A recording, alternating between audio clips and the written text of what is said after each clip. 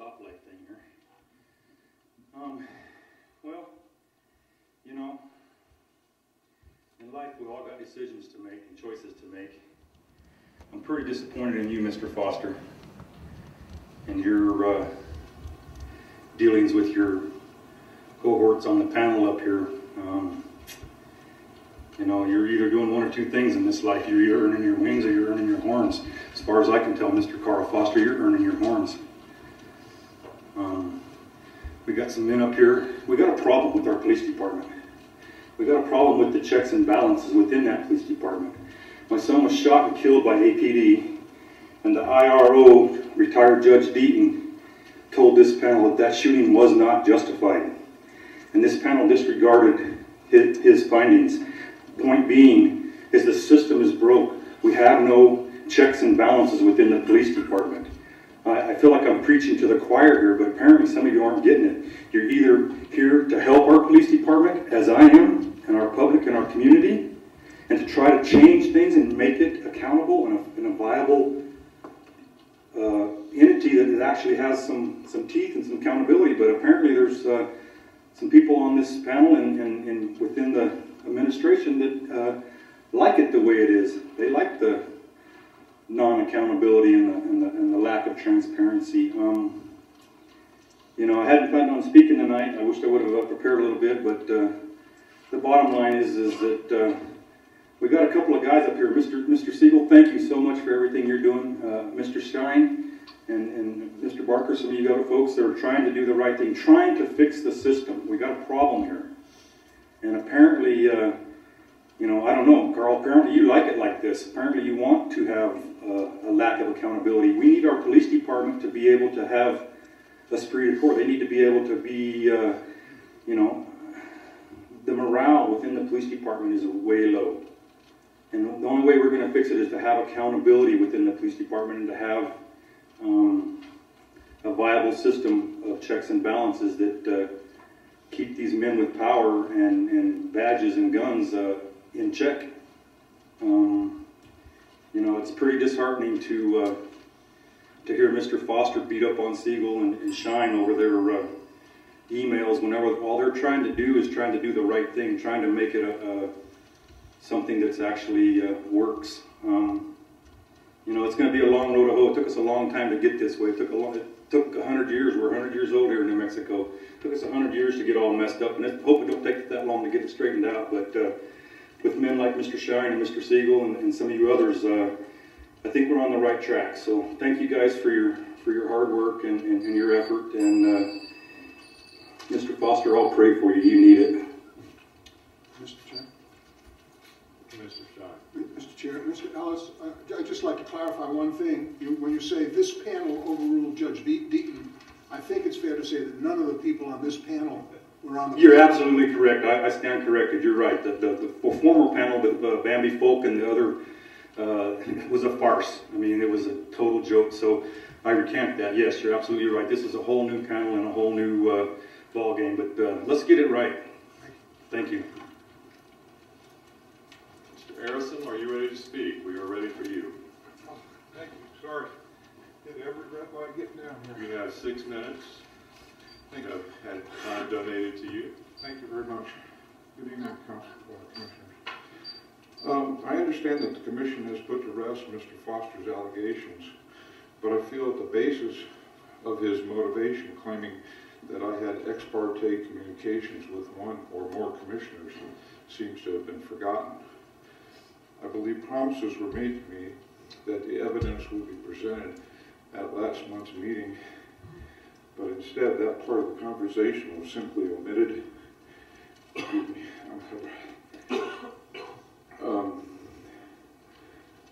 With no means for me to defend my now tarnished reputation due to Mr. Foster's fictitious and clearly fraudulent allegations. Let me catch my breath.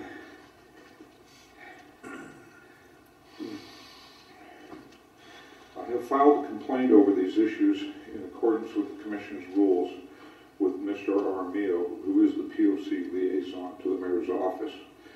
And in response to me, he appears to be oblivious to his responsibilities to the POC and myself. appears that no one here wishes to admit that this whole affair was nothing but a witch hunt on Mr. Foster's part, and in doing so, I have been left with nowhere to go to get my untarnished reputation returned. Additionally, Mr. Armijo and now apparently Mr. Turk are claiming that Mr. Kevin Curran did not retract his opinion as testified to by 3 of you at the December LTPC meeting, and that caused one of you to recuse yourselves from hearing my appeals at the December POC meeting. It appears that these gentlemen are now calling you 3 liars behind your backs. Being that my statements here are 100% factual, I believe that the Commission should do 2 things. One, that you as a body admit that there were no ex parte communications on my part, and that I produced to you evidence, my evidence, showing that Mr. Foster had also spoken to me in passing, something that he failed to reveal. And 2, that in all fairness, Mr. Foster's votes on my 2 appeals at the December meeting be rendered null and void. Now I have a few other things. I have yet to hear anything, not even a certified mail finalization letter on CPC 210-12 from the IRO or anything from the chairman. I invoked section 9418E2 of the POC city ordinance, and I would appreciate the Commissioner's prompt attention to this matter. Number 2 here, if you all take a look, as I have pointed out in several emails to you all, that the IRO's investigative files of CPC 25912 and CPC 23912, you will see that there is no doubt that the IRO, within just a few months after her taking office, failed in her contracted duties to uphold all state, county, and local laws. Being such, I ask once again that you as a body, as stipulated in her contract, set a meeting and where the IRO is allowed to explain herself in these matters before her contract is terminated. And I have one more here. I believe that if the IRO had done proper investigation as to my complaint concerning the unlawful use, or should I say failure to use, plates for undercover APD vehicles, she would have discovered how APD allowed these, what are known as skip plates, to be unlawfully used by the department on seized vehicles, as revealed by KRQE investigative reporter Larry Barker just last week. It appears that this practice has been going on for years, and that the misappropriation of taxpayer dollars by APD, although suspected to be in the tens of thousands of dollars, may never be known for sure. Once again, I ask that these statements be placed in the record verbatim. Thank you, Commissioners. Thank you, Mr. Arasim. Commissioner Shine. Mr. Arasim, I have not memorized these numbers. What is CPC 210-12? Is that the appeal in which the Commission upheld the appeal? No, sir. That was another case that I had that was heard and was voted on unanimously to exonerate the officer who did not have a license plate on her marked car. All right, sir. Do you recall the appeal that the Commission granted the appeal in? Your appeal, the Commission granted the appeal in? That was the one concerning the mobile command center that was parked in the fire lane. Have you heard anything about that? The only thing I've heard about that was I got a letter from the chief saying that although he may have agreed with your decision, he was not going to, there was no disciplinary action was going to be taken. So you had a letter from the chief saying he agreed with the POC's decision to grant the appeal? Yes, yes. Thank you. But there was going to be no disciplinary action. Thank you. Okay. That concludes our public comments. We have minutes from January the 9th, January meeting. Mr. Chair? Yes, Commissioner Shine. I had a couple of corrections to these minutes, which I'd like to do orally if I may, and then move to approve the amended minutes. On page 2, at the first paragraph at the end of the line, the next to last line, where it says Commissioner Shine moved to accept it, I suggested it should be changed to Commissioner Shine moved to have the manuscript submitted. That is, we didn't vote to take them into evidence. We voted to have them submitted to us, and we let them decide what to do with them. So the word accept should be replaced with the word have. Similarly, partway down, 1, 2, 3, 4, 5, 6 paragraphs further down, where it says Commissioner Shine moved to accept the emails, that should read Commissioner Shine moved to have the emails submitted by Mr. Hernandez. Yeah. And, Can you help me find that? Move, okay, right in the middle of the page? yes, No, wait a minute. just before the vote, where it said the language on the minutes are Commissioner Shine moved to accept the emails. Okay. It should read Commissioner Shine moved to have the emails submitted by Mr. Hernandez. Okay. And then on page 3, I recommend there should be a title after the words approval of IRO letters. Right after that, there should be the words consent agenda in bold and caps put in. And then all these CPCs are on the consent agenda be indented so it's clear that they were on the consent agenda. And finally, not finally, but then on page 6, after the first full paragraph where it lists the persons the staff people we were recommending be added to the staff, there should be a vote there. I believe it was unanimous, 7-4, and that should just be inserted there before the paragraph 2, beginning LTPC recommends. And finally, on page 9, at under other business at the bottom of the page, the last line should read, the word new should be put in front of the word IPRA. So to read, withdraw his new IPRA request. And with those amendments, if they're acceptable to the Commission, I would move to approve the amended minutes. Are there any concerns with any of the amendments suggested, Commissioner Siegel? Thank you, Mr. Chairman. I don't have language to substitute, but it's my understanding that we were to review the submitted documents from Mr. Hernandez on the appeal, and that we would vote at this hearing whether to accept them one at a time or not. It was my understanding they were given, some of them were given to us for review, but that we hadn't approved them. I may have that in error. We have not even seen the emails.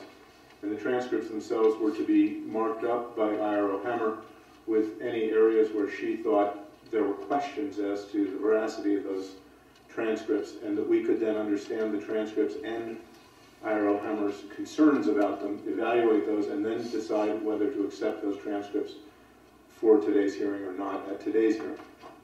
The emails I don't believe we've decided on yet either. Was this page 2 that you're looking at? Yeah, and I don't have language to change the minutes, but I would like some concurrence as to how we're going to proceed on that appeal, either now or at the beginning of that appeal.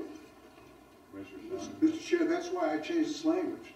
So all that we voted on last time was that Mr. Hernandez should submit the documents to us. And that will leave us the choice today as to whether we're going to accept them in evidence. Okay, thank you. So that my language, I think, accommodates that concern. That's why I made the change. Okay, so we have 2 places. One, you move to have the transcript submitted by Mr. Hernandez. Right. And then the second one, you move to have the emails Submitted by Mr. Hernandez. Right. And you find that incomplete? No, I just wanted to be certain that it was understood that we haven't yet accepted any of them as evidence, nor have we turned any down. I think that's what he said. Okay, thank you. Commissioner Foster. I was also under the impression that in which IRO gave us was a disc of the the officer's camera and some other additional documents, but I don't, I guess I missed that in there also as a part of that information that was to be provided to us. Yes, we were to receive a recording of the telephone interview between Investigator Scott Stapole and Mr. Hernandez, which we did receive. Is that reflected in the minutes anywhere? Yes, Mr. Chair. Yeah. If you look at the third full paragraph from the bottom of page 2, IRO Hamel will provide the recordings of the interview and the lapel cam to the commissioners, which she's done. Okay, all right. Overlooked that. All right, anything else? Is there and so you have moved that we accept the minutes as amended? That's correct. Is there a second? Commissioner Siegel seconded. All in favor, please raise your right hand. Okay, it is unanimous. And Mr. Chair, I'll give my copy with amendments to the Secretary for her.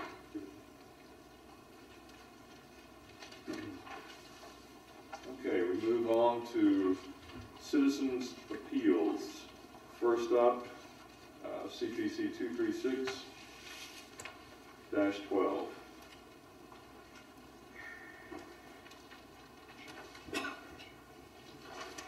And we have, let me remind ourselves about the sequence of presentation and testimony here.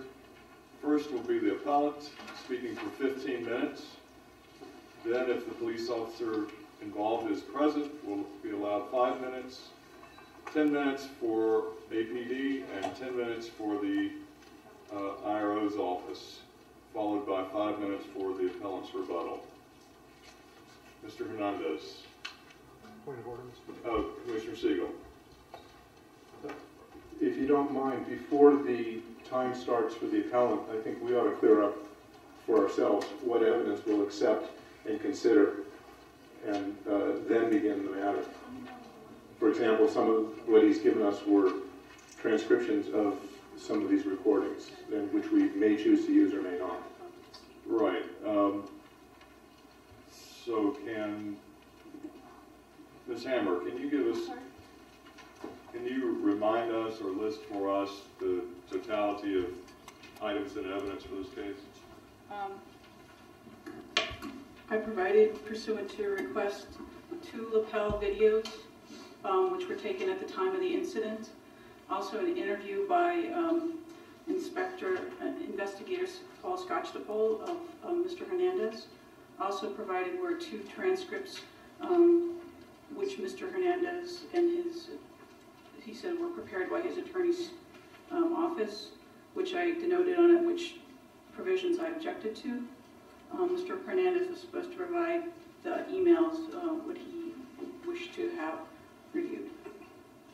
And I did not provide those. And we do not have, but Mr. Hernandez, do you have those emails?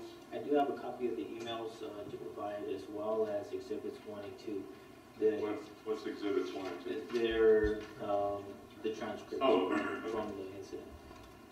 All right, let's see so we need to approve whether we're going to receive these as evidence or not. Is that correct? Mr. Chairman? Yes. I've reviewed both these transcripts, and they are, and compared them with the video, and they are not perfectly accurate, but I think they're useful, and each of us can make a judgment as to where they're accurate and where they're not. And so therefore, I move that the commission accept the 2 transcripts. Okay. Is there a second to that motion? Second. Any discussion? All in favor, please say aye. Or raise your right hand, excuse me, sorry. Okay, all opposed? Commissioner Foster is opposed. Yes, Commissioner Siegel. Also distributed to us was a court record related to this case. For the moment, I don't see its relevance to the case. I'm trying to understand an officer's behavior on the street and during this encounter. Would be my first suggestion to this commission that we not accept the court records as distributed to us. But I'd be happy to listen to other thoughts from other commissioners. Is there a second that we not accept these court transcripts? Second. Okay, now discussion. Commissioner Barker.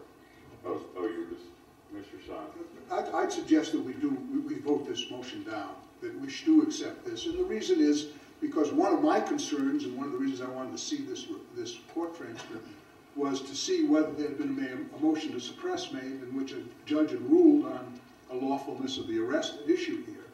And the fact that, and what this document shows, that it's a certified copy of the record, so it's no question, I think, of its authenticity. What it shows is there was no such judicial decision, that that's an unresolved matter, and therefore it's relevant. You know, I'm not saying it's overwhelmingly significant, but it is relevant to the disposition of the matter. Therefore, I'd recommend we vote against this motion, and if you do, I will make a motion to accept it. Is there, Commissioner Borelli, you have a comment? Yeah, I just have a question. Are you saying that you think it's relevant because a judicial decision wasn't made? Yes.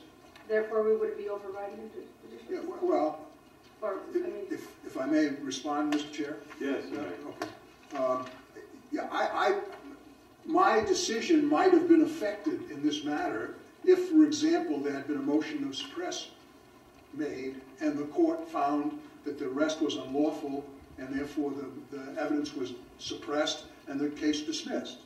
Well, and that would have had a significant impact on me in terms of how I'd resolve this matter. As it turns out, there was no such motion. It was dismissed because the officer didn't show up, and so there is no there is no significant judicial decision that would impact on my decision making anyway, and that's why I think it is relevant, although not overwhelmingly so. Okay. Yes, Commissioner Foster. It is my understanding that we are going to make a decision based upon Mr. Hernandez's appeal that the officer was rude and he stopped, that the officer provided not unnecessary information, but improper information or inappropriate information. And those are in relation to APD's SOP. So these other issues, to me, are issues for the court, not issues for us. We have to address whether these issues are correct. The officer either did this or did not. So that's my statement, sir. Mr. Chair? Commissioner Shine. If I could respond to Commissioner Foster. If Commissioner Foster will look at the original letter to Mr. Hernandez, the first SOP that was the subject of discussion was the SOP that requires officers to familiarize themselves with working knowledge of the laws of the state of New Mexico, sorry. And item 2, make only those arrests, searches, and seizures which they know or should know are legal and in accordance with departmental policies. The point is that the SOP incorporates into it a notion of the legality of an arrest. So if therefore an officer, particularly knowingly, makes an illegal arrest, that would be a violation of the SOP. Therefore, the illegality of the arrest, which I think Mr. Hernandez has raised, not only in his original complaint but in his appeal, is an issue. And is something that we have to look at. Okay. Is there anyone else who has not spoken who would like to speak to this? All right. The motion is not to receive the court's findings into evidence. All in favor of the motion to not receive the documents, please raise your right hand. All opposed to the motion. Okay, it is 4 in favor and 3 against. So we will not receive those documents into evidence. Another item is the taped interview between Investigator Scostapole and Mr. Hernandez. Is there a motion to receive this into evidence? Mr. Chairman? Yes. I'll so move the tape and the transcript of the, there's no transcript, just the tape itself into evidence. Commissioner Shine and Commissioner Foster, you second that. Any discussion? All in favor, please raise your right hand. Okay, it is unanimous. And then there were video, the video camera, lapel camera of the police officer, the videos that we saw were given. Is there a motion that we receive those into evidence? Mr. Chair? Yes. I believe those are part of the administrative record already, so I would think that those are already before us. I don't think we have to separately move them in evidence. That's a good point. Thank you. Okay, so are we, Commissioner Siegel? I think the last piece of business is some emails which Mr. Hernandez, the appellant, wanted to introduce into evidence, and we haven't seen them yet. Remind us what those emails are about, sir. Those emails simply document the fact that I was never provided an opportunity by the IRO to conduct an interview in person. That's the foundation of it. Okay, is there a motion? Mr. Chair? Yes. May I make an inquiry? Yes. Are these, what are the dates of these emails? Are they before or after the recorded conversation with Investigator Scotch? The first email requesting an in-person interview was made within 24 hours of my phone conversation with him. After or before? Just after. Okay. So you move that we receive those in evidence. Is that correct? Or you would like to look at them before you make that motion? I would like to look at them before I make that motion. Okay. Can you distribute those, please, Mr. Hernandez? Mr. Chair? Yes, Over Commissioner Peters, Peters. I'm curious why these weren't submitted to the IRO with the other exhibits previous to this meeting. They were. The order was that Mr. Hernandez was to provide them to the commission.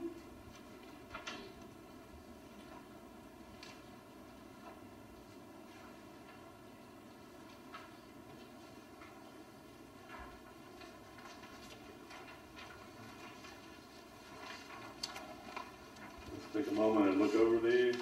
And I would submit both exhibits 1 and 2, which Mr. Hernandez are not the ones that have been approved because they do not contain my delineations of which ones I oppose.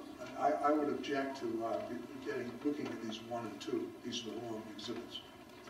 I have Exhibit 1 and Exhibit 7 in front of me. No, 2 is attached to 1. Oh. So we are not looking at... No, those are the unannotated versions, so that they don't have the annotations of the IRO on them. The ones with the IRO's annotation were distributed to us in advance by email. And if I may comment on that. No. Okay. Therefore, I would suggest that we not use those exhibits. Okay, Exhibit 7. Has this been submitted to you, Ms. Hammer?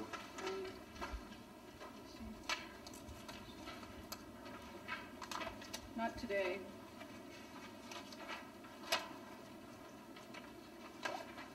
I mean, have you seen this?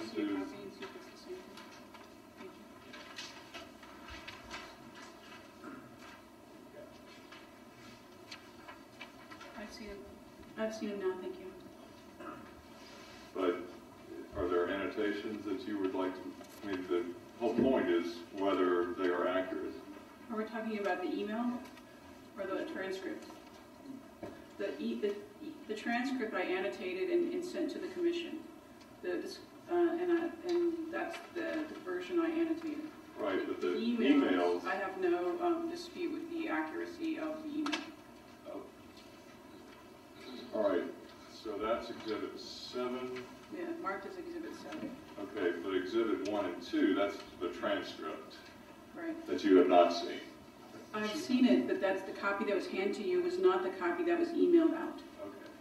Okay, I got it. All right, so you have received a copy from the Independent Review Office of the transcripts that were emailed to us that had been seen by the IRO's office. So we will use those.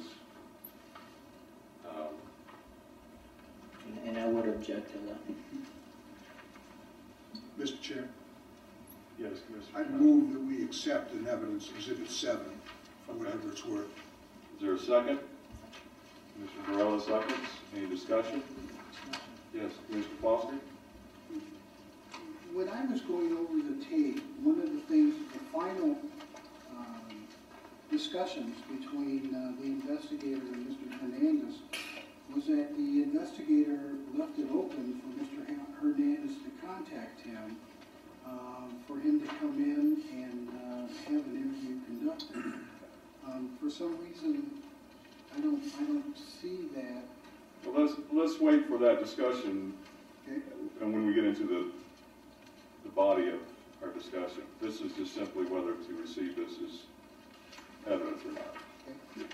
If I may, Mr. Chair, Yeah. that just goes to the weight that you're going to give to the evidence, not whether you're going to accept it in. Right. Thank you. Okay. All in favor of receiving Exhibit 7 as evidence, please raise your right hand. All right. So, we're ready to go. You have 15 minutes, Mr. Hernandez. Yeah, I would like to open by stating my objection related to the exhibits that were provided via email earlier this week. Exhibits 1 and 2 are not an accurate representation of the exhibits that I provided to the IRO. There are several lines in those exhibits which are very difficult to read. Additionally, there was color added to my exhibits, which conveniently, apparently the IRO does not have a color copier. However, her annotations are in color so that they stand out. It's not a true and accurate representation of the exhibit that I prepared, 1 and 2. And it's done intentionally, simply to minimize the exhibit. And if you take a look at my exhibits when provided, that's the same transcripts that I provided her, and you can compare those documents to exhibits 1 and 2 as she provided via email. I would like to thank you guys all for your time. I realize it's been, several back and forth on this case, and I do appreciate your patience and time. Also, your service to the community. I would like to point out, I am only going to object and appeal the decisions related to the probable cause of the arrest that was lacking, which I believe was General Order 1-2-2B2. And then also I would like to appeal the decision related to the report not being reported accurately and fully, which I believe is General Order 2-24-3F5.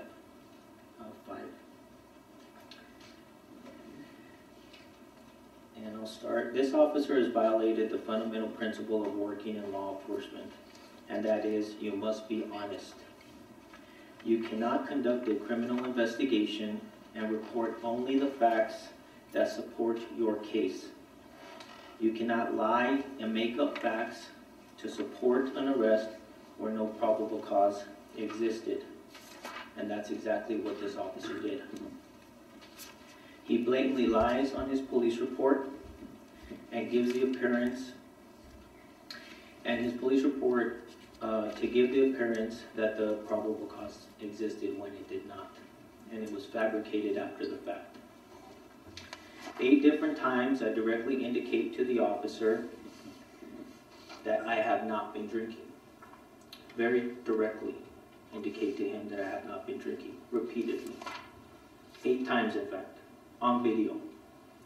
Not once does he document my statements in his report, because the statements do not support his arrest.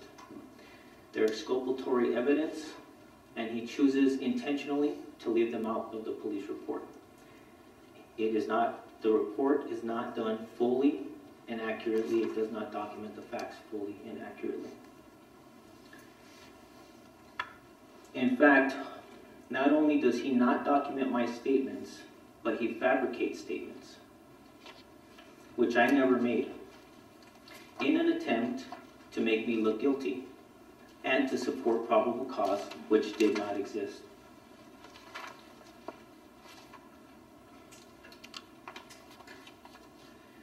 Now, you have the transcripts in front of you, and they're difficult to read. Several of the lines are very difficult to read. But in those lines, you can see that I repeatedly indicate very directly to the officer that I have not been drinking. And I'd like to refer you now to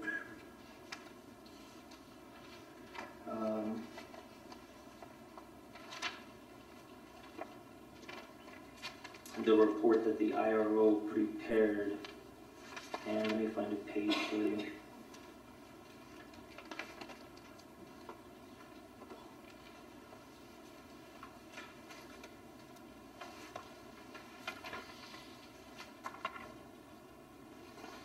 If you look at page 25 of the IRO's report, which is a summary of the contents of the lapel video, you can see here towards the top of the page, and I'm looking at page 25 of her own report, and I'll just kind of go from top to bottom.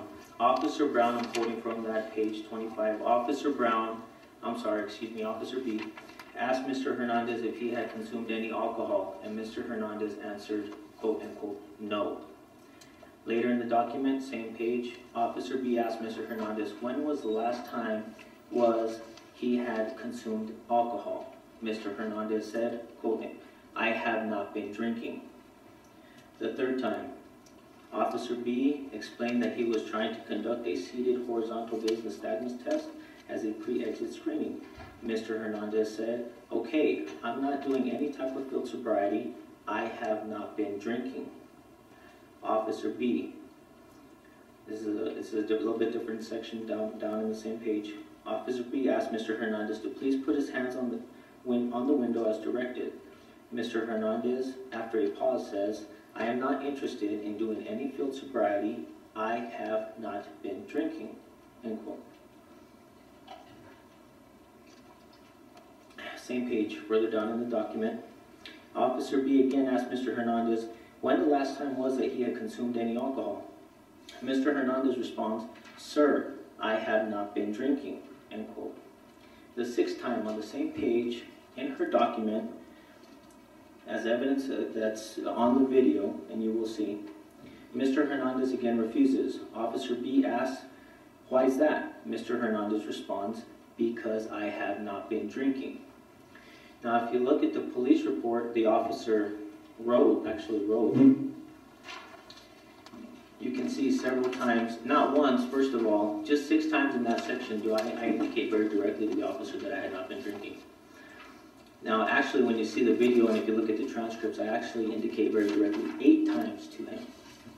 I'll cover the other 2 times here in a second. But if you would look at page 30 and 31, which is the actual police report, which was prepared by this officer, you can see towards the end of page 30 and to the top of page 31, and I'll read from that. These are the facts which he stated in his police report. I asked Paul if he had consumed any alcohol, and he stated he was not drunk. Now, there's a huge difference when you're conducting a DWI investigation. When an individual tells you, I'm not drunk, obviously that implies that you have been drinking. But the fact of the matter is, I stated very directly that I had not been drinking 8 times, and it's on video, and you'll see it. Again, later in that document, it doesn't stop there. It wasn't just one time, and it wasn't some mistake that this officer made. It's very deliberate to create the appearance of probable cause, which did not exist. If you look to the next sentence, I asked Paul when was the last time he consumed any alcohol, and he stated he was not drunk. That's the second time in the police report. Also in this police report, you can see, that he indicates that I would not look at him. You will see the video, that's not the case. You'll also see that he indicates in the police report that I was fumbling my paperwork or documents. You can see in the video that's not the case. You can see on line 19, again, I'm reading, I'll move up to page 17 towards the right-hand side. I informed him that I believed he was possibly impaired and wanted him to do a seated HTN test as a pre-exit screening. Paul stated he was not drunk and would not do what I asked. It's inaccurate. And it's not only inaccurate, but, my belief is that when you fabricate evidence in a police report, it's criminal. That's my personal opinion. And that's what this is.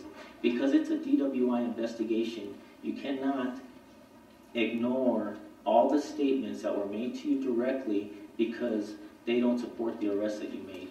and then not only ignore those, but after the arrest, go back and fabricate statements which I never made, and it's clear that I didn't make them because the video exists. This officer has access to the video.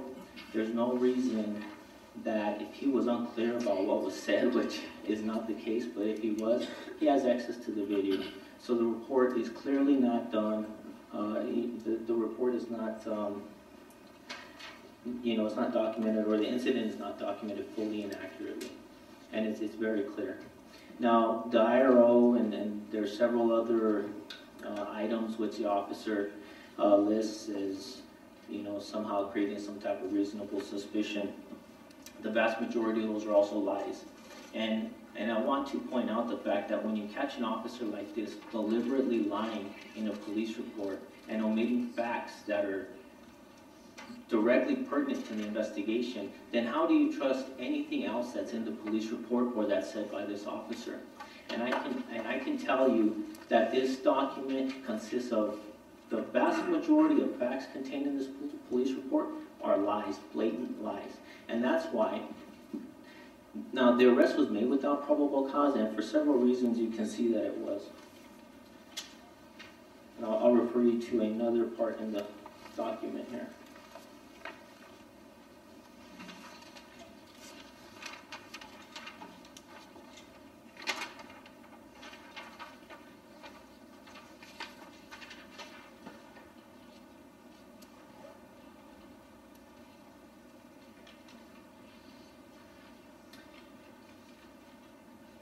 I'm looking at page 25 of the IRO report. I'm sorry, not page 25. Maybe page 28, the conclusions and findings. And then looking at the section related to probable cause. Now, some of the facts that they list in here, first of all, let me remind everybody that one, while I was arrested, my vehicle was towed, I was cuffed, put in the back of a car, I was taken across to the other side of the city, and then conveniently this officer decides that he's just made a mistake and lets me go, uncuffs me, and lets me walk out of the jail cell or the booking area or whatever it is. Now, it's clear that there was not probable cause because I was never even charged with the crime that I was arrested for. The officer arrests me, and then without going to a judge or without any criminal documents, charging documents being provided to me, he simply lets me go. And he lets me go to the street. My vehicle's already been towed, and I'm taken halfway across to the other side of the city. So it is very clear that no probable cause existed for the arrest in the first place because the officer himself lets me go. So if the IRO wants to assert that there was probable cause in this case, then my question is, since when do officers have the authority to not only arrest people, but then unarrest them or allow them out of custody like they're a judge? I was released because it was obvious to either the officer or maybe a superior of the officer that no probable cause existed and that the arrest should not have been made.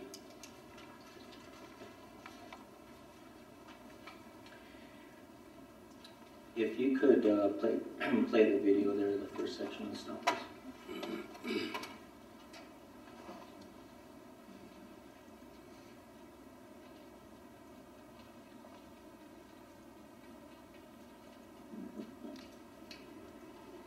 Where are you coming from? Where? Okay. Why are you going so fast? Maybe you can start. Maybe you could restart. We're resume 4.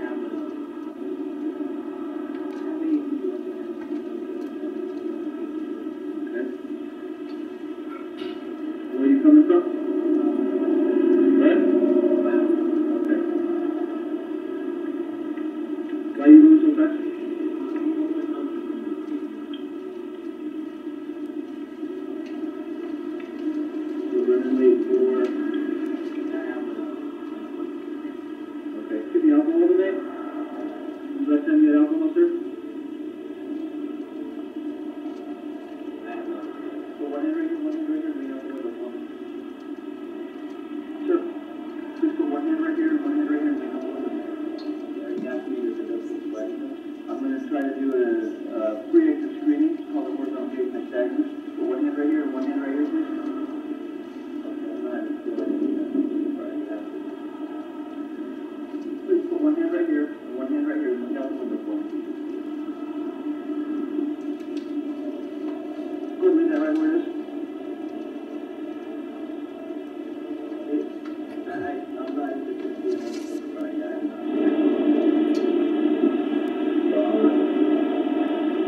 Come here, Pete. Where's the weapon at? Fine, okay. Your hands on the steering wheel, light the ship. Unlock the doors of the car. Are all of them unlocked?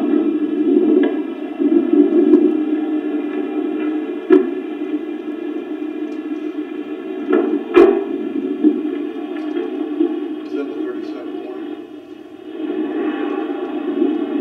You have a badge or any kind of identification for what duty? My credentials. What are they for? Law enforcement. Which law? Which department? U.S. Law. Turn off the video. When's the last time you had alcohol? All right, thank you, Mr. Hernandez.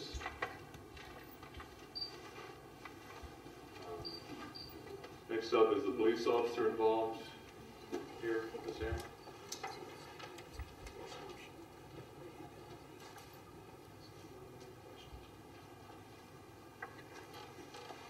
So the police officer is not here? No. Okay. So, you're from APD, 10 minutes. Okay, for our portion, we're going to complete the video Okay. evidence.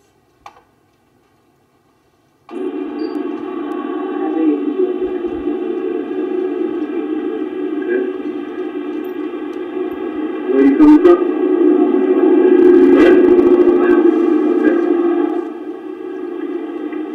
Why are you going so fast?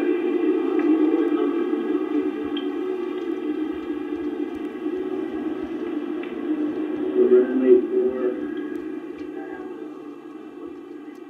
Okay, give me alcohol tonight? Last time you had alcohol, sir? Put one hand right here, one hand right here, lean out the window for me. Sure. Just put one hand right here, one hand right here, lean out the window. Are you asking me to do this? I'm going to try to do a pre-exit screening, call the horizontal view of my stagnant. Put one hand right here and one hand right here, please. Okay, I'm not doing anything. Right, yeah. Please put one hand right here and one hand right here, and look out the window for me. Good, leave that right where it is. I'm not interested in doing anything about that.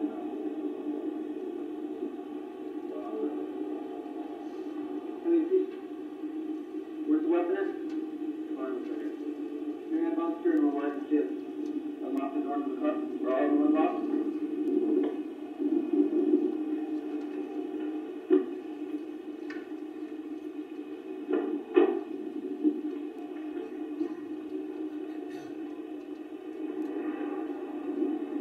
You have a badge or any kind of identification for what duty? My credentials. What are they for? Law enforcement. Which law? Which department? U.S. Law. Okay. When's the last time you had alcohol? So that is not me. That's not the question. I understand that, but I'm not obligated to answer all of these questions. I have constitutional rights. Okay, I'm just trying to conduct an investigation. You were doing 70 miles an hour in a Ford, okay? I'm not arguing with the stop. I'm just trying to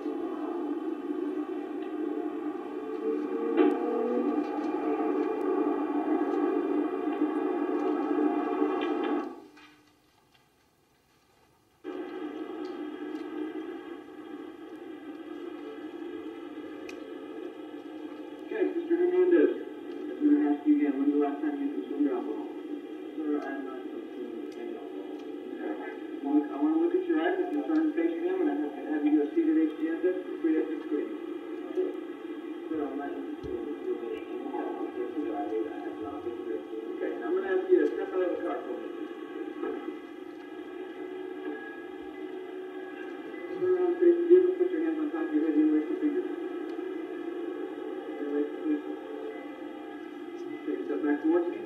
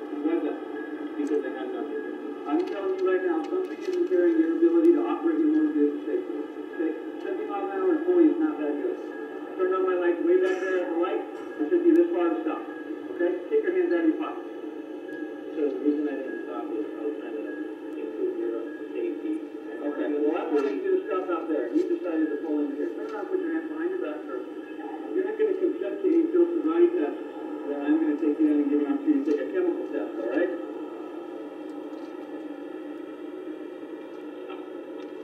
You are being placed under arrest for driving while under the influence of intoxicating liquor or drugs. I'm going to take you down to the prisoner transport center. I'm going to give you an opportunity to take a breath test, all right?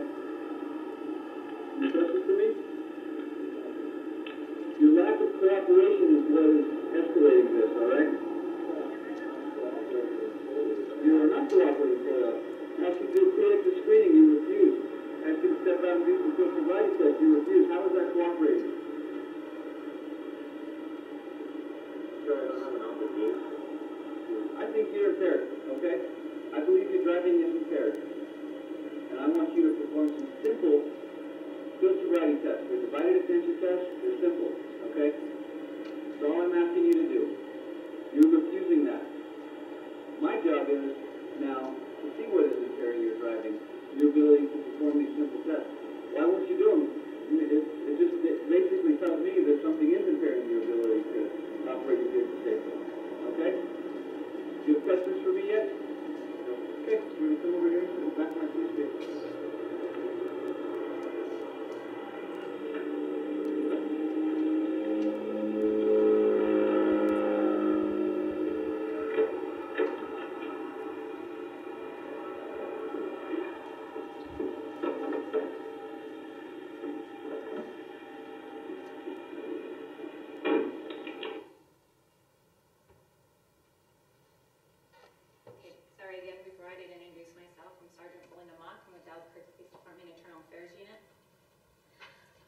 Based on the auto tape, the officer did have probable cause to stop the vehicle. He was traveling at a high rate of speed, 70 in a 40-mile-an-hour zone. It did take this individual some time to pull over, which, again, when officers are conducting DWI investigations, they are looking for these certain clues and whatnot, to add as evidence for their prosecution. When Mr. Hernandez pulls over, the officer does make contact with him.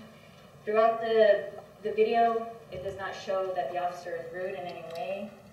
He seems pretty cordial with Mr. Hernandez.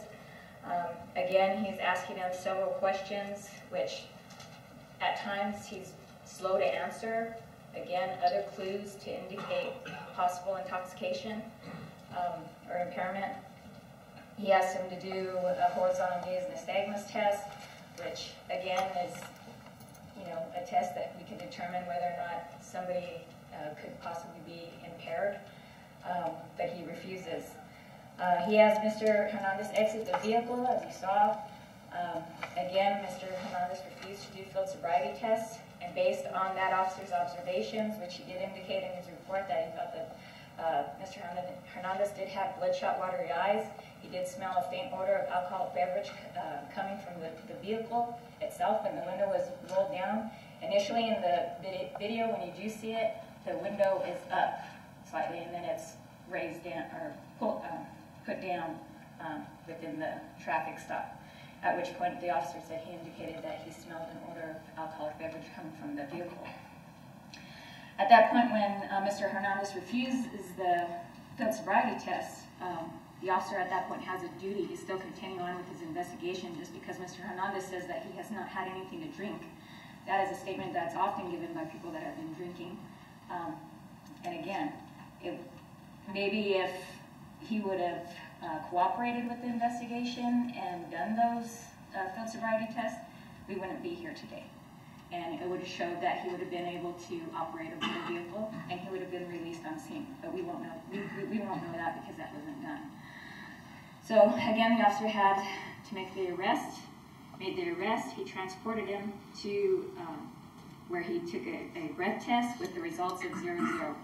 The stop was conducted at 21:50 hours, and the breath test was given at 22:41 hours, which is it's 51 minutes after the stop.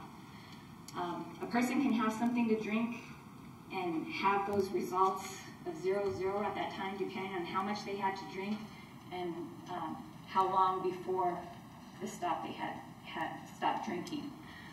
So it's possible that Like I said, Mr. Hernandez did have an alcoholic beverage. At the point he was transported and took the test, and it comes up as 0-0.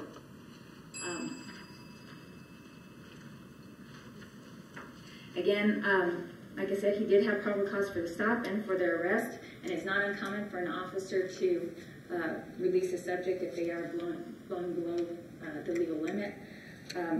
I do want to point out in the video that he did say that he did not have a problem with the actual stop, and he knew that he was speeding. Again, I knew it was coming up, so. Thank you, Sergeant Martin. Ms. Hammer. Excuse me, Commissioner Siegel, you have a question for Ms. Mott? I do. Sergeant Mott, excuse me. Yes. Thank you. Mr. Hernandez is making a sharp distinction, as best I can tell, between his statements that he had not been drinking and the officer's report writing, which says something like he wasn't drunk and words like that. Can you describe to us what your sense of the matter is in terms of that being slightly wrong reporting, entirely right reporting, or where you lie on some continuum about that shifting of the words? Mr. Chair, Commissioner Siegel, with reports, often, it's the officer's recollection of the incident, and it's a summary. It's not always direct quotes. It's not in quotations. The responses that Mr. Hernandez has given in that report. So it's just a summary.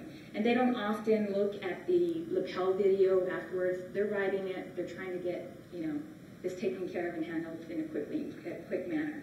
So, is the wording differently than what is indicated in the video? Yes. Does it mean similar? Yes. I mean, it's kind of semantics at that point. So it's not, exact.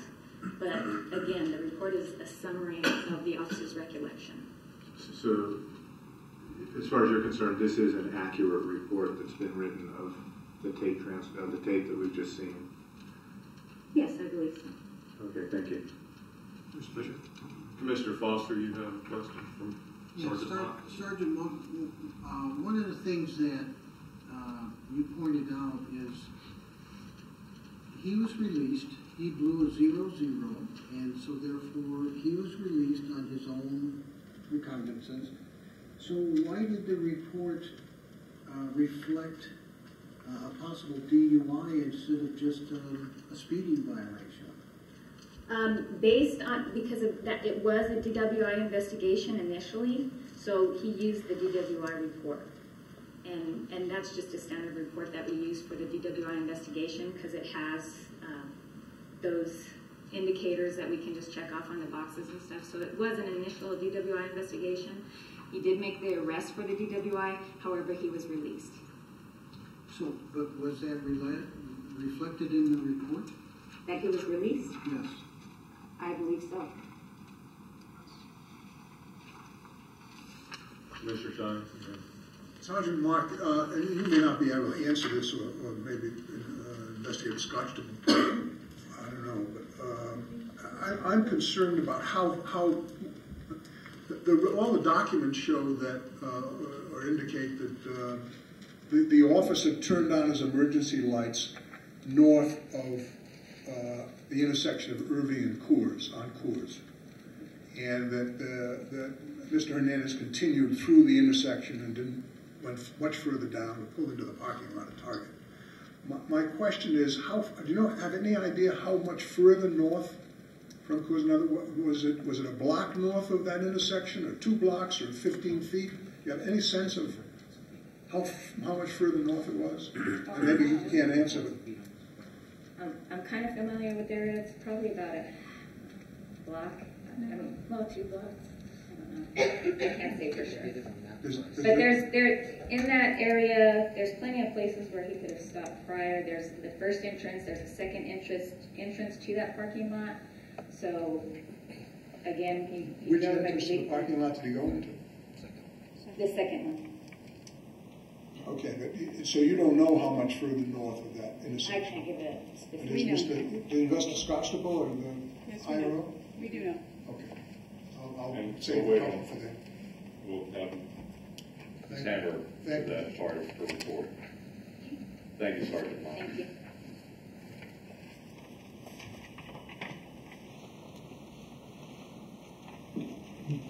I'm not arguing with the stop. I understand. Those were the words that were the last sentence that are on your transcript, or also the last from the first video when the officer first encounters Mr. Hernandez. I am not arguing with the stop. Mr. Hernandez acknowledged that he was speeding, that there was probable cause for the stop. From that, there was probable cause, or reasonable suspicion to continue the investigation. The reasonable suspicion being that the officer, that Mr. Hernandez was slow to stop. It's more than 1,000 feet between when the officer first initiated his lights. And last month at a wedding. But that's not the answer that Mr. Hernandez gave. The officer continued his investigation and had all the clues, and under the Implied Consent Act of New Mexico, refusal to comply with the officer's commands to conduct field sobriety tests is reason to be arrested for DWI, as long as there are indications that the person has been under the influence of alcohol and has impaired driving. As we know from the police report, there was an open container of Jack Daniels inside the console. I would submit to you that one probable explanation for Mr. Hernandez's failure to stop immediately was to conceal the liquor that he had in his car. At no point does Mr. Hernandez admit to you that he had the alcohol in his car. I would also submit to you that Mr. Hernandez, in his own complaint, said some statements which were less than substantiated by the video. Mr. Hernandez, in his original complaint, said the officer was rude and unprofessional, which I would submit is not contained in that video. That Mr. Hernandez seemed to upset Officer Brown, which that's not shown there. That Mr. Hernandez alleged that Officer Brown violently crushed his fingers and shook him while yelling at me as if I was not fully compliant. Nowhere in the video through the entire investigation do any of those events occur, but yet Mr. Hernandez alleged that that's what happened. I would submit to you that this officer followed the standard procedures for any DWI investigation. Odor of alcohol, impaired driving, slow reactions, all of those things lead to what happened in this event. And as Sergeant Mott said, if Mr. Hernandez had been cooperative, perhaps we wouldn't be here. Mr. Hernandez is a law enforcement officer. He knows how to play the system. He himself may have done DWI investigations. The less evidence you give in a DWI investigation, the more likely it is you are to be getting off. In town, criminal defense attorneys hand out business cards with tips on how to beat DWI, and one of them is refuse to commit to do the field sobriety test. Mr. Hernandez was doing just that. He was trying to beat a DWI by delaying things, delaying the stuff, refusing to do the fields.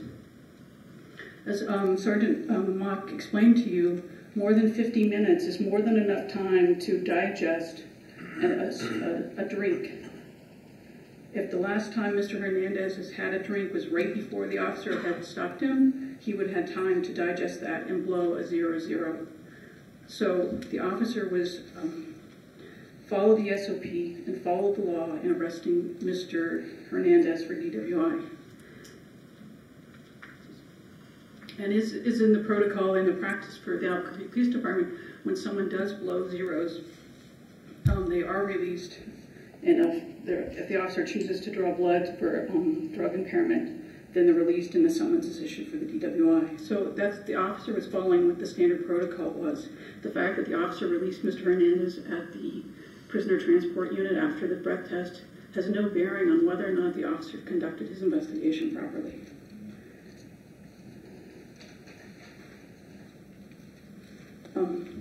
that the officer's report is inaccurate. I would submit to you that the report is accurate. It says that you look at all the aspects of the report, the faint odor of alcohol, the slow pairing, and the only, there is nothing in the reports to indicate that when these statements attributed to Mr. Hernandez replied, "I am not drunk," as opposed to "I have not been drinking." That is a summary, and it's not. You can't be drunk if you haven't been drinking. So it's not an inaccurate statement that Mr. Hernandez's position wasn't that he was not drunk. This officer is a DWI officer. He does hundreds of DWI arrests every year. And it's the common practice of officers not to review their lapel camera video prior to writing a report, but base it on their information. They're required to turn in the report at the end of their shift so that it's fresh in their mind. And so I would submit to you that it's not significant, the difference in the language between what Mr. Hernandez said, as we saw on the video, and what the officer wrote. So I would request to you that you look at all of the evidence that's been submitted and uphold the letter as written. Are there any questions for Ms. Hammer? Yes, Mr. Stein. Just for clarification, Ms. Hammond, did you say, did I hear you correct, that there was a quarter of a mile between the time the officer turned on the emergency lights to initiate the stop and when Mr. Hernandez stopped? Approximately, yes, about 1,000 feet, which is about a quarter mile. And was that information you got from the officer or the IRO? Based on the officer's statement and then looking at Google Maps, based on what the officer told Investigator Scott Staples, looked it up on Google Maps. Okay, in terms of, the officer indicated approximately where he had turned on the lights by looking at a map or something. Yeah, or referred to and orally described it, which was then referred to on the map. Thank you. Any other questions? Commissioner Burrell. I have a question. So you're stating that Mr. Hernandez could have had one drink and then blew the 00 50 minutes later. Right, or less than a drink, depending on, a drink is 8 ounces of beer, and I don't know the percentage of Jack Daniels, how much he would have had to have swigged right before that to blow 00. But he could have taken a swig of Jack Daniels and blown it 00. But he was not likely to blow above a .08. No, he wasn't likely to point, but that's the reasonable suspicion for impaired driving is impaired to the slightest degree.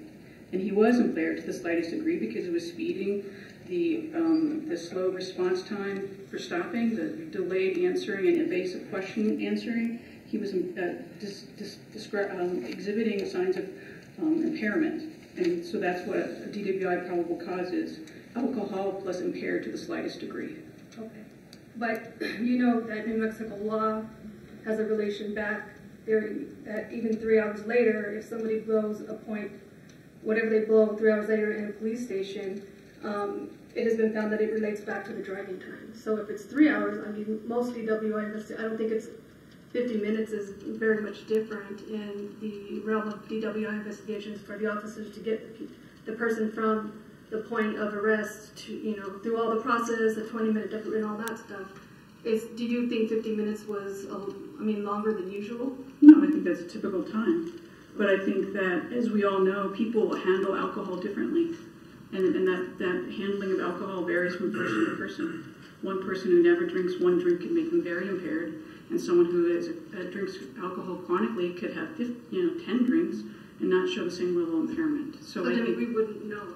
We don't know that. I'm just saying that the fact that Mr. Hernandez blew 00 really is not persuasive one way or the other whether or not he'd been drinking that night.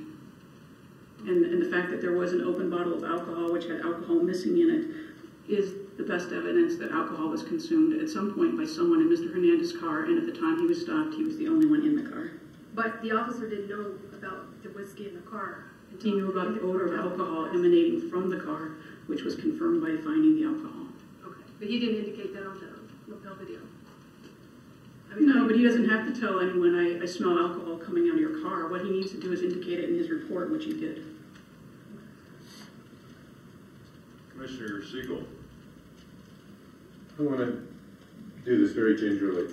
I'm familiar with the intersection, and I don't know whether I'm allowed to say any facts that I know about that intersection or not. Is that introduction of evidence that would be inappropriate?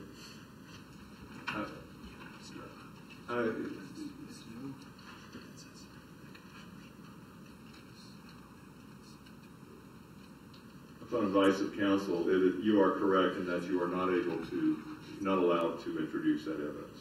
Okay, thank you. Commissioner Foster? Sergeant? Sergeant, could you expound upon the implied consent law in relation to the state?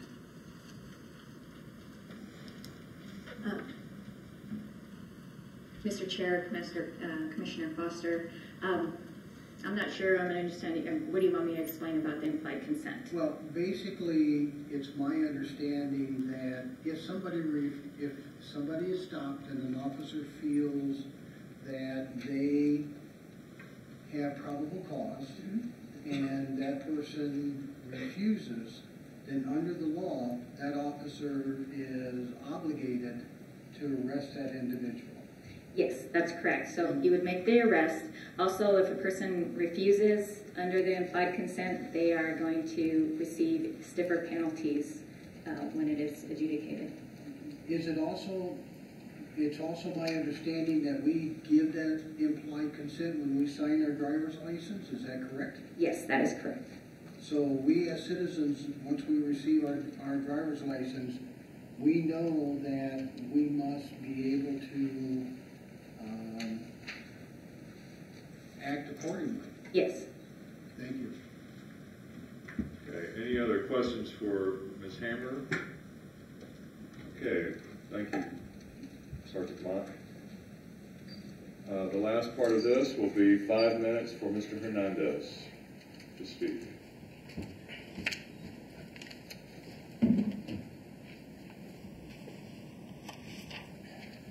I would advise the commission to get an officer up here who's familiar with DWI law. What she has just informed you is completely inaccurate. The implied consent law strictly relates to your submission to a breath sample or blood sample, or both. It does not imply that they can search your person or conduct field sobriety tests whenever they want. They cannot stop people and demand that they get out of their vehicle and conduct field sobriety tests, and if you don't consent to the search, then simply arrest you.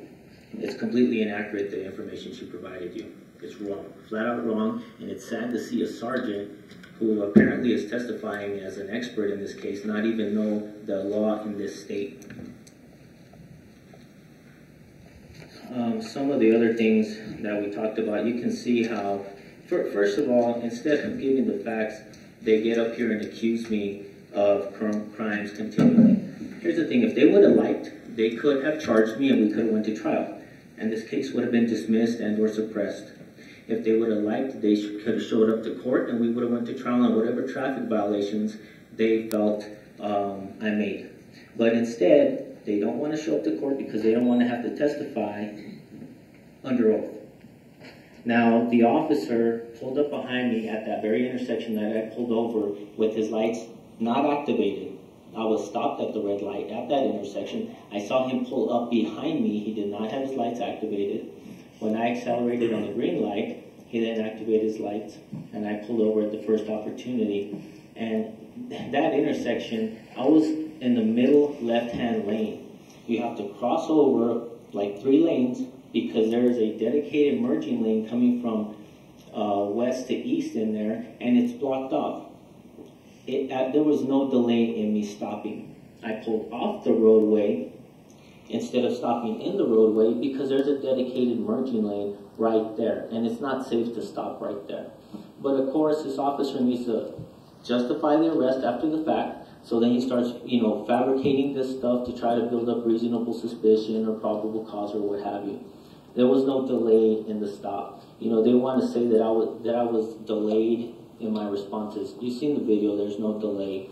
You can see that I was not evasive in my responses. In fact, I was quite the opposite, very direct with the officer.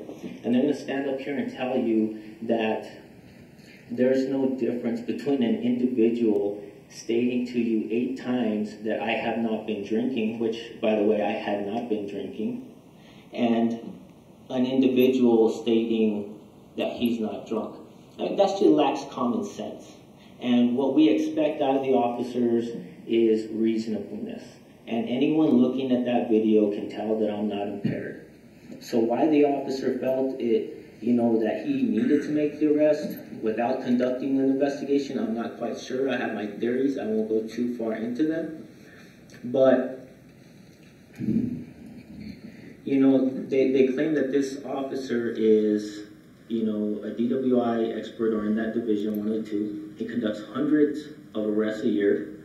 I would be concerned for the people in the public fighting those criminal cases. When these guys get to make up whatever facts they feel appropriate to take to a court, and then heaven forbid they don't have their video, then a person is left simply my word against your word, and the officer goes to trial and convicts people on, facts that are completely inaccurate. If he was a DWI expert, how is it, because any common sense person can see that video and see that I'm not impaired, how is it you arrest an individual who goes back and submits a breath sample of 000?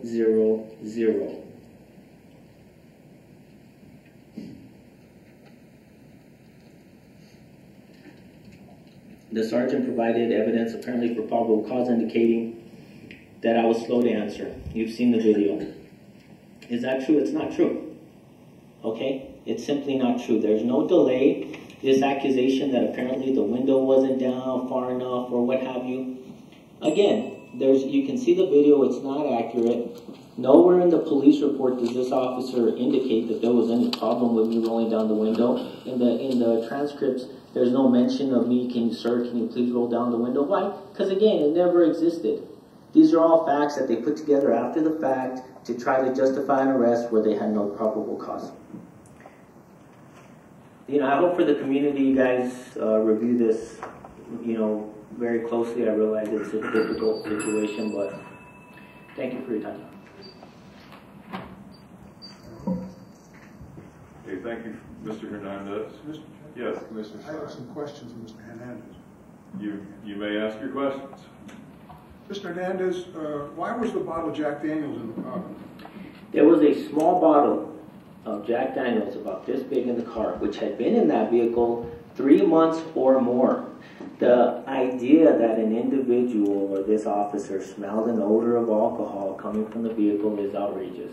Sure. It's ludicrous. Sure. And if I could finish, response, please. And the idea that it's just simply a lie. And you can tell by the video and the transcripts, it's never mentioned because it was not there. And when they conduct an illegal search of your home or your vehicle, and then they go through your private stuff and they find some little bottle in there that you didn't even know was in there, hello, we can go back and we can say, oh, there was a... Just a second, sir. I'd like you to answer my questions, please, and just not, go into a monologue if you don't mind. Okay. Is the bottle open? The seal was broken on the bottle. The bottle was brand new. The bottle had been in the vehicle, I believe, 3 months or more. I was unaware that the bottle was in the vehicle that evening. Was the cap on or off? It was on. It had been on. It was in there for Let me ask 3 you months this, or sir. more. When you first stopped, understandably, you said that you told the officer that your service weapon was in the vehicle, right? I did. I indicated to him that there was a firearm present in the vehicle. I think you referred to it as your service weapon. I believe so. By the way, are you still employed by the marshals? Sir, I am currently employed. However, I am here as, I want to make it clear, I'm here as a private citizen. I understand that. And so I'm just asking, are you currently employed by the marshals? I am. In what capacity, please?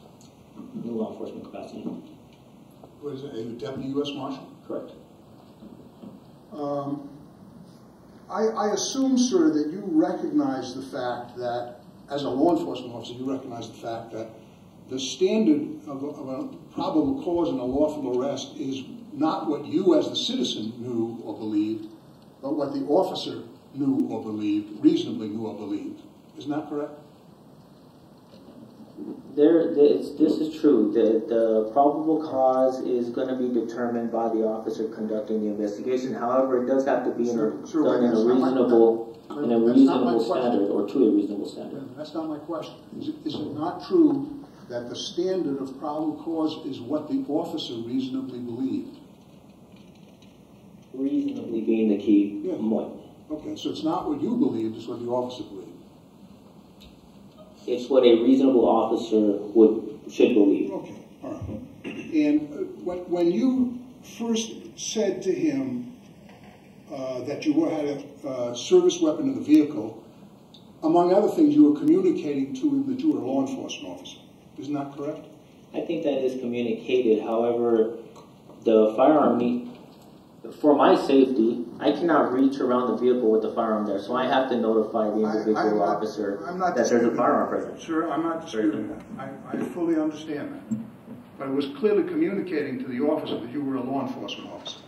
I'm not sure if it was. I mean, later on in the vehicle, he goes down to ask me if I have credentials or what my credentials were, this or that. You can see in the video that there was no attempt in my part to communicate to him my employment. It was very directly that there was a firearm in the vehicle. Sir, when you said to him at the beginning that I have not been drinking, you expected him to believe you, did you not? You know, I expect the officer to conduct an investigation, and I expect him to document in the report the incident fully and accurately. Now, did you expect him to believe you? Well, I hadn't been drinking, so I would assume that he would believe me, sure. And did you expect him to believe you because you were a fellow law enforcement officer? At no, you have seen the vehicle or the video. At no time do I request or am I looking for any type of preferential treatment. And it's referred to as professional courtesy. Okay, well, whatever you want to call it, I don't need it because I was not committing a crime. And I had not been drinking. All right, sir, let me ask you this. Mr. Shine, can we wrap this up? Yes. Let me ask you this, sir. If the officer, do you think the officer was required to believe you when you said I have not been drinking? I believe the officer is required to document the incident accurately and fully, which he did not. And I believe he's required to be honest in his testimony and police reports, which he was not. I'll stop at this point. Commissioner Barker. Refresh my memory, and please, I don't need to know how to make a watch. Sir. I don't need to know how to make a watch. Just answer the question if you don't mind. What time of day was this? It was in the evening, I believe, approximately 10 p.m. Pardon? Approximately 10 p.m., I believe. 10 o'clock. What night of the week? I believe it was a Sunday, but that's just off of my best recollection. And you were going over 30 miles, in excess of 30 miles over the speed limit? No, I did not admit to going 30 miles over the speed limit. I do feel that I was speeding. I did feel like the traffic stop was fair. I didn't argue that with the officer. However... Okay. I got it. You had an uncorked bottle in the car, and you refused to take a field sobriety test. What? And you saying that is not probable cause for an arrest? Absolutely not. Speeding does not indicate DWI. You don't think that's probable cause? That's all I need to know. It's very far from it. Commissioner Peterson, did you have a question for information? No, actually, it's more of a statement. So if you want to, let's debate and we'll all have a chance to make our statements as we debate a motion. If there's a motion, is there a question? I have a question. All right, Commissioner Foster, if you. Mr. Hernandez, I asked this earlier, and we reserved it for now. My recollection of listening to the tape recording between you and the investigator, there was an invitation from the investigator for you to contact him and come in and investigate that. And there appears that that did not occur. Did you guys ever get together? Did you, why did that not occur? It did not occur because I was never contacted by the IRO, despite his indication via email directly to me that he would contact me after he had reviewed the lapel video and apparently the evidence. I called him. You know, within 24 hours of getting off of that interview that you listened to, and asked him if I could go in and conduct an in-person interview with him. At that point, I don't know if he left me a voice message or if he just emailed me back, but he indicated to me that he would do so after he reviewed the video, that he would contact me. And he simply just never did. Mr. Siegel, you have a question? Yeah, follow up to the same, and it's about Exhibit 7 that you distributed to us. I just don't understand. We have an email from you to Investigator Skutchapel, and I don't know that he replies to it. Your email says you can't meet with him tomorrow, whatever day that was. You have other, then you say, I'd like to review the lapel video, and then you don't hear from him for 6 months, I think it is, and you write him again and ask him what's going on, and he says it's completed. And you didn't follow up between that? I believe when I emailed him, I asked him why I was never contacted before the investigation was closed, and then he just responds that it's closed. Okay. Thank you. Mr. Shine. Just a couple of clarifications. Is it fair to say, and tell me whether this is fair to say, that in your view, the officer should have believed you when you said, I have not been drinking, and ended the inquiry there? No, that's not. What do you think he should have done beyond that?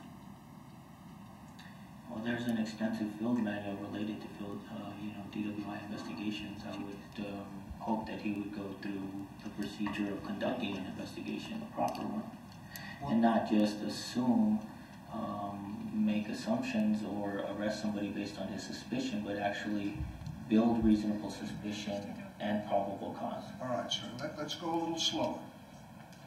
You've said, I have not been drinking. You've said it several times. In your view, that is not a reason for him to stop the inquiry. Is that right? It's situational dependent. I'm talking about in your situation when you were hit that night by the target on Coors. What should he have done?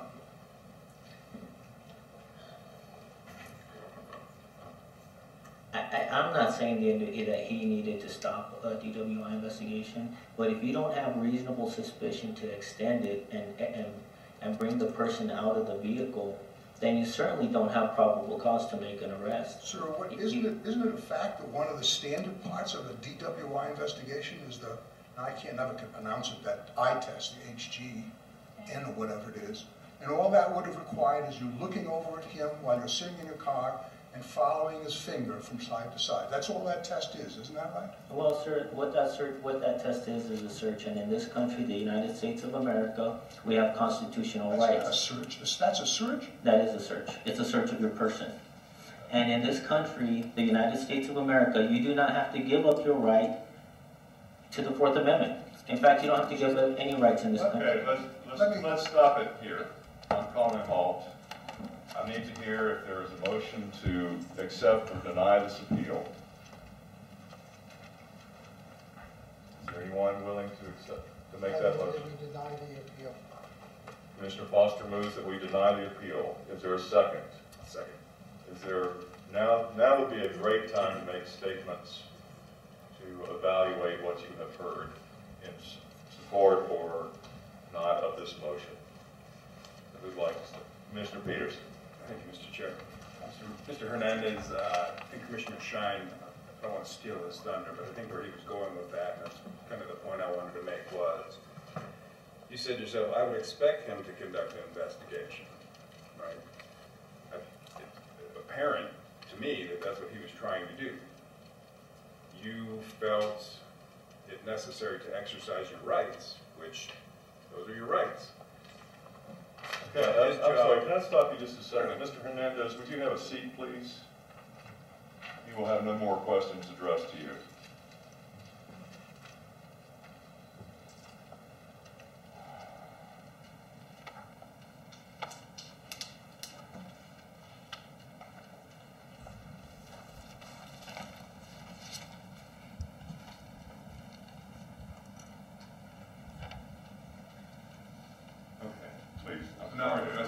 My fellow commissioners, I guess what this came down to then would be the balance between a test of Mr. Hernandez's rights versus proceeding with the investigation that he says, you know, I would expect him to conduct an investigation. To me, that's what the officer was trying to do. For him to say that any common sense person would be able to tell I was not impaired, like to think of myself as fairly common sense, and I can't tell if he's impaired right now. I can't tell if you're impaired. I mean, that's not my job, but I mean, I don't know that I would know that from a common sense perspective. So I think that that's why the investigation was necessary, and it appeared to me that Mr. Hernandez was not helping that process along.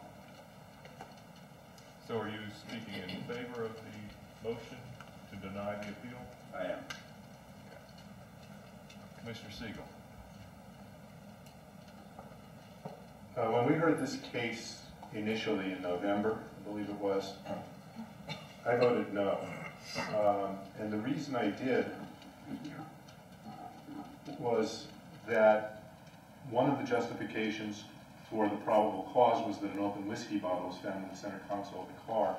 But that wasn't found until after the arrest was made and the car was inventoried prior to towing.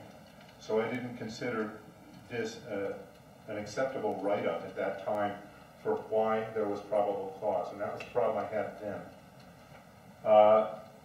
Also in the same paragraph, we find out, the way it's written, it says Mr. Hernandez only rolled down his window slightly. In fact, we've just seen the video, and it's most of the way rolled down for almost the entire stop. It may have been rolled down a tiny crack at the very beginning of this stop, but otherwise not. Also in the same paragraph, it says that Mr. Hernandez was slow in producing his paperwork. I am stopped infrequently, but I have been stopped before by officers, and I get jittery and nervous, and it takes me a moment. I fumble a little bit, and then I get my paperwork together. I didn't see in the video that he looked inordinately slow or fumbling about that. There's no way to know from the video about any faint odor of alcohol coming from the vehicle or coming from Mr. Hernandez. So I really don't have any comment. But those were the reasons why I voted no. The last one was the only reason I voted no, but now I find two more reasons. To find some concern having to do with the findings that are presented to us for us to uphold or not. I don't lend credence to any allegation that the officer was rude. I do not lend credence to an allegation that the officer was in any way violent. I don't know what to say except to say that I think the complainant probably pulled over reasonably quickly when he was able to. And that's it for that. The other piece that concerns me is that the complainant did seem to want to speak with Investigator Scotchable, and for some reason the system failed him. And I'm not sure what to do with a case like that. He wanted a better shot at explaining his views, and for some reason the case just went on without him. I find that troublesome, and I don't quite know what to make of it. And I want to listen to my fellow commissioners some more before I decide at what point to raise my hand and for which side of the case. That leaves me simply confused. I'll now yield the floor and listen to what other commissioners have to say and enlighten me about their processing of what has been presented to us. Okay. Commissioner Barretta. I'm actually going to vote to deny the motion on the table. I don't believe that there was enough probable cause to arrest Mr. Hernandez. I agree there was reasonable suspicion to pull him over for the speeding. The by looking at the lapel video, the officer immediately asked him if he was drinking. I don't believe he fumbled in giving his information. He had it right there. And I don't see how it, I mean, him refusing to do the HGN, he didn't want to do the HGN. He didn't have to do the HGN. I feel that he can refuse that. That's why they ask you, can you please do this? So the fact that there was a whiskey bottle in there, and he's saying it's small, it was in the center console, and that he had no alcohol in his system, and if you listen to the lapel video, the officer never indicates that he's impaired by alcohol. He keeps saying, you're impaired, you're not cooperating with me, I'm going to have to arrest you if you would just do the HGN. There's never indication on the lapel video that he had any alcohol or smelled alcohol. And I think his blood alcohol concentration level illustrates that, because it was a 0-0, that he didn't have any alcohol in the system. So for those reasons, also, I agree with Mr. Hernandez that there's a big difference between somebody saying, I'm not drunk and I haven't been drinking. Maybe that's my opinion, but if somebody tells me they're not drunk, I assume they've had a couple of drinks and they don't feel that they're impaired. When you say you're not drinking, you have not been drinking. So that also is, that's another reason that I'm going to vote against the motion on the table, because I don't think that's accurate of a statement. It's completely, I think they're completely different definitions. That's why I'll be voting against it. Okay. Commissioner Shine. Mr. Chair, I'm going to vote in favor of this motion. This is a motion to approve or to deny the appeal, as I That's correct. I'm going to vote in favor of this. First of all, on the issue of impairment, the officer certainly doesn't have to say on the video when he's with the person, I smell alcohol, I see this, I saw that, and I list all the elements of reasonable suspicion, or in this case, in my judgment, probable cause for the arrest. It's unreasonable to expect the officer to do that. Secondly, the officer's not going to say, doesn't have to say, I think you're impaired because of alcohol, or I think you're impaired because of drugs. He's investigating whether the person's impaired. It can be impaired because of alcohol, it can be impaired because of prescription drugs, it could be impaired because of heroin, or anything else, any other kinds of drugs. And so, to me, that is, in my judgment, that's irrelevant. I think what happened here is pretty clearly outlined by Mr. Hernandez in his statement, his recorded statement to Investigator Scotchtaple. He said, and you'll pardon my language, I just want to quote him accurately, he said, towards the end of the conversation, referring to the officers, Mr. Hernandez said he's going to win some pissing contest. He's going to get me to do whatever the hell he wants me to do. And I think that's the way Mr. Hernandez saw this, as a test of wills between him and the officer. And the officer, in my judgment, was obligated to investigate the possibility of whether this person was impaired or not. And the fact that the guy said 10 times, I haven't been drinking, is not controlling. There are people who fall down drunk when you ask them whether they're drinking. They said, I had one beer. I mean, it happens all the time. The officer's not bound by the statement.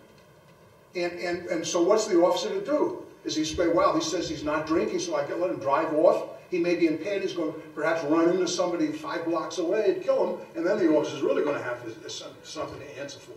The officer has to make an inquiry, and the officer's inquiry was a straightforward, Mr. Hernandez himself said, he shouldn't have stopped just because I said I wasn't drinking. He had to investigate. Well, the standard, if you look at the field investigation manuals for drunk driving, the standard thing to do is do the eye test to see whether he can track in the eye test. He refused to do that. And then the fallback position is, all right, let him do field sobriety test. Walk up and down with heel to toe, whatever that test is. And if he can't do that, then that's a problem with his being intoxicated. He could arrest him. If he refuses to do that, what's the officer to do? Say, oh, okay, you've exercised your right, drive off. You may or may not be impaired, but good luck. I think that's absurd to expect that of the officers. In my judgment, the officer followed proper procedure in this. He had reasonable suspicion, at least, and I think probable cause, to make the arrest at the point when he did it because of the delayed pulling over, by the amount of speed he was going, or in excess of the speed limit, and the other points that were made as to the elements of probable cause. And for those reasons, I'm going to vote in favor of denying this appeal. Okay. Is there anyone who hasn't spoken who would like to speak? Commissioner Foster? For me, Mr. Hernandez, it deals with implied consent, the implied consent law.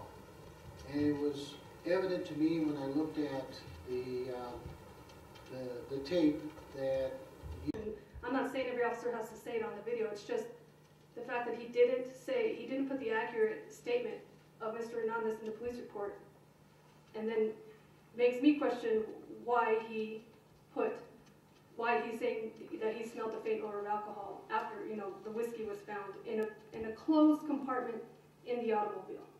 Mr. Chair. Is there anyone else who has not spoken who would like to speak? Okay, Commissioner Shine, if we can keep it brief. I will, sir. I would simply say that, no, I forget the floor. I'll pass from time. Okay. Mr. Chair? Yes, Mr. Peters. Point of clarification for myself.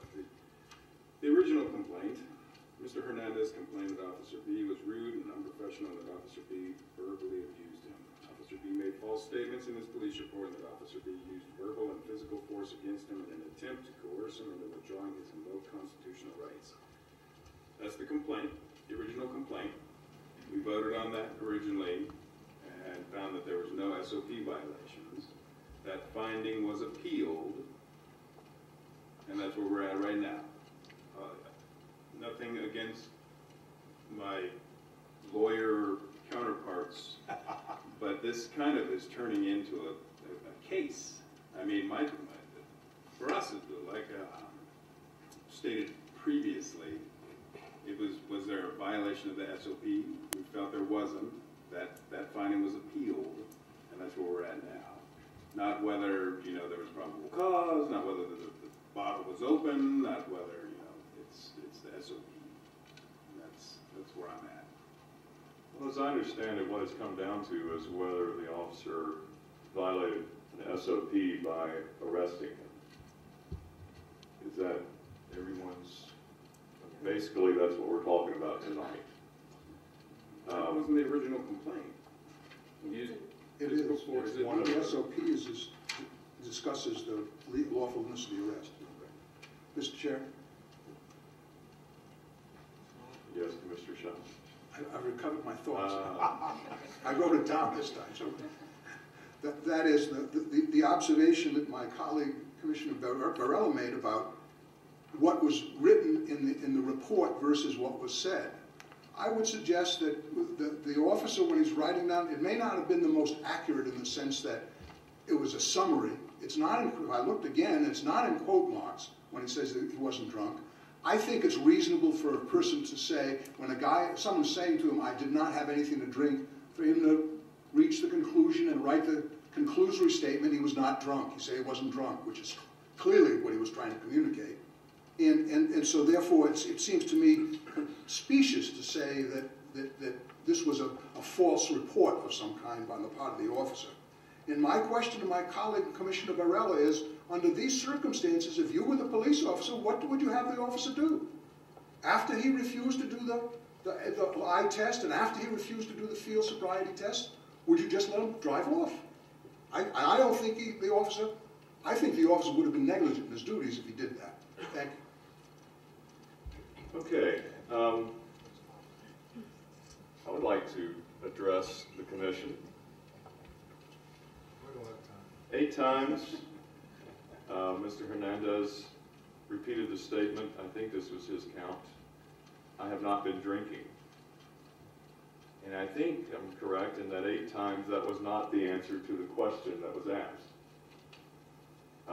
He wanted to dance around with semantics, complaining about the summary saying I am not drunk, and how that could be misconstrued. And someone, when he says, when is the last time you had a drink? And he responds, I have not been drinking. It could be a true statement for the past 5 seconds. It could be a true statement for the past 5 years. And so the officer cannot gain useful information from that response. So, as Commissioner Schein has said, the officer then is compelled in his duty to protect the public from this rash of DUIs that we are experiencing in this city, to continue his investigation. And Mr. Hernandez has impugned the integrity of IRO's office, the APD. He has proven himself by all the other evidence he wanted to submit as a master of obfuscation. And I would like to return to what Commissioner Peterson said. This is a judgment based on the officer's following of standard operating procedures. I plan to vote in favor of the motion to deny the appeal. Is there anyone else? Commissioner Siegel. I have a brief comment, but Commissioner Barker had his hand up a minute ago. I would yield to him as he's not spoken yet, if you still want to speak, and if not, I'll speak. I'm a police officer out on tours at 10 o'clock at night, whatever night that is. Somebody roars through 30 miles an hour over the speed limit. I pull him over, ask him if things don't look right. I ask him to comply with some field sobriety tests or whatever, just to totally absolve himself of any crime. And he doesn't answer the questions, doesn't comply with any requests. And I too, like Commissioner Schein said, what is an officer to do? And I put myself in that officer's place, and also the citizens of the city. If we turn somebody like that, we have to verify that gentleman's statement is true. Commissioner Siegel. Thank you, Mr. Chairman. Listening and sorting out the facts, I will be voting against the motion, but I want to make it clear, in the initial vote, I was concerned that the letter was defective. I am now increasingly concerned that I cannot support a defective letter. However, I want to be clear, as I can be, that I do not find the conduct of the officer in any way incorrect or at fault. So my vote has to do with our procedural matters and with the letter as it's been construed, and not with the officer's conduct. But I will be voting no on the motion. Thank you. Okay, let's proceed to vote. All in favor of denying the Citizens' Appeal 236-12, please raise your right hand. Okay, there are 5 in favor. And all opposed? There are 2 against. The appeal is denied. Moving on to the next appeal, CPC 256-12.